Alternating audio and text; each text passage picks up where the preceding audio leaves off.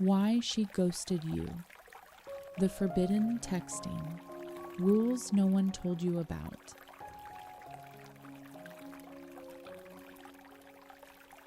Have you ever sent a message that you poured your heart into, only to sit there staring at your phone screen, waiting endlessly, waiting until your neck hurts and your phone battery dies, but the screen remains stubbornly unchanged?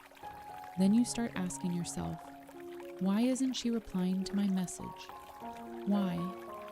Well, the answer is often brutally simple, my friends. Because I just don't feel like replying. That's all. It sounds harsh, but that's usually the naked truth. So how can you avoid this bitter outcome and make the conversation more engaging? Before diving into what to message, let me first point out the absolute no-nos when texting. Consider these as forbidden zones. If you don't want your crush to block you, steer clear of these. 1. Empty, generic greetings or questions. Topping this list is the classic question, have you eaten dinner yet? Seriously, I swear that when girls see this message, they just want to turn off their phones and go to sleep. It's as bland as water, tasteless, and shows zero creativity or effort in the conversation. Similar examples include wishes like, have a great new day, have a warm and joyful morning.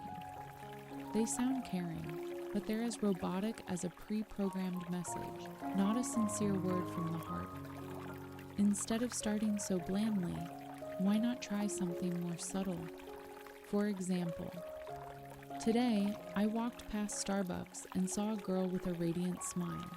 It instantly reminded me of yours, so I had to message you right away. It might sound a bit cheesy, but at least it's specific.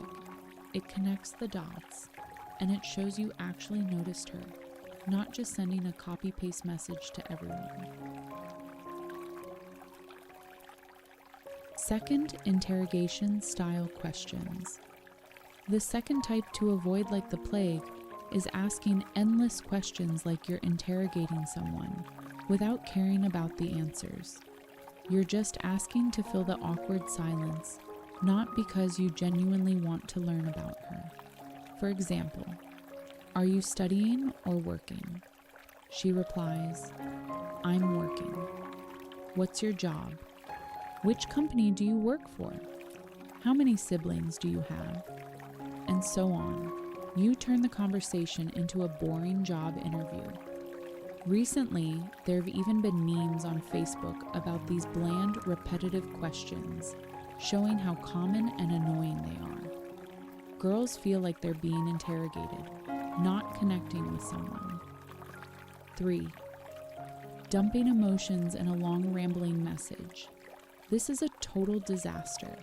Imagine scrolling through Instagram, suddenly getting a long, rambling message from someone you've only talked to a few times, pouring out all their joys, sorrows, and everything in between. It's overwhelming. It's like talking to someone who just emerged from a 20-year isolation in the jungle, with zero social interaction. Honestly, no one has the time or patience to sit and digest someone else's chaotic emotions, especially when your relationship isn't close yet. The result? You'll get a smiley face, a yeah, okay, or worse, seen, and then silence. Don't turn yourself into someone's emotional trash can before they've even given you permission. Keep your messages concise, focused, and appropriate for your current level of closeness. The death sentence. Question: why aren't you replying to me? This is the question I must emphasize absolutely forbidden. It not only shows your lack of confidence and desperation, but also puts immense pressure and discomfort on the recipient. When you ask this, you've basically slammed the door of opportunity shut yourself. Why? Because it implies you're demanding, controlling, and disrespecting her space. Instead of making her want to reply, This question will only make her want to run away from you even more. If she's not replying, accept it. Maybe she's busy or simply not interested. And find other ways to engage her. Don't interrogate like this. So those are the things not to do. Now the question is, what should you message, especially when the conversation hits a dead end or encounters awkward situations? 1. Breaking the silence. When the conversation freezes. Conversations dying out occasionally is as common as rice. Maybe your previous topic was too bland, e.g., you rambled about never having been in love and wanting a capable wife, already boring, or the conversation just naturally stalled. An important note, girls rarely break the silence if they're the ones who cause the conversation to stall, or if they're not too interested. So the responsibility to revive the conversation often falls on you guys. How? Try sending an unexpected, light-hearted message that encourages her to reply. Don't cling to the old, dead topic. For example, if you suddenly had $1 million in your bank account, what's the first thing you'd do? Between cats and dogs, if you had to pick one, which team would you join? These hypothetical fun questions are easy to answer, non-pressuring, and can open up new interesting topics. Myth 2.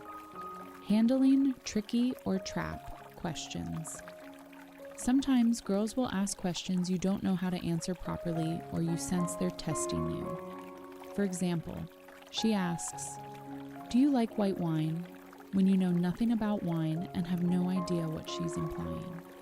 She asks, "Do you like Taylor Swift?" but her Facebook wall is full of Ariana Grande photos. In these situations, don't rush to answer based on guesses. You might guess wrong and crash. The key is to understand her hidden intention.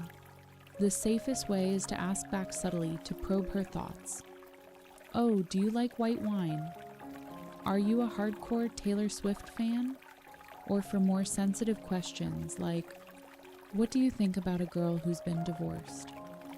Logically, you can respond tactfully or add humor to ease the tension and buy time to think. "What do you mean?" "I'm not sure I understand." Teasingly, "You mean a girl who rides big motorcycles? I think everyone likes girls who ride motorcycles well." Asking back gives you time to assess the situation, understand her intentions better, and respond appropriately, avoiding off-key answers that might disappoint her. 3. When she brings up inappropriate topics, e.g. exes. This is a common and extremely frustrating situation. If your crush keeps rambling about her ex, gushing over old feelings, or even sends you photos of her ex, you are at risk of becoming her doormat, spare tire, or bluntly, her emotional trash can. You'll forever be option B, C, D, never her first choice. If you don't want to hear those stories, make it clear but politely. Don't pretend to be noble and listen while feeling resentful inside. You have every right to set boundaries. Say, "I think we can share these things when we're closer, okay? I'm not comfortable hearing about your ex. Can we talk about something happier?" If she gets upset or stops talking just because you won't listen to her ex stories, perhaps she doesn't truly respect your feelings. You're not her free therapist.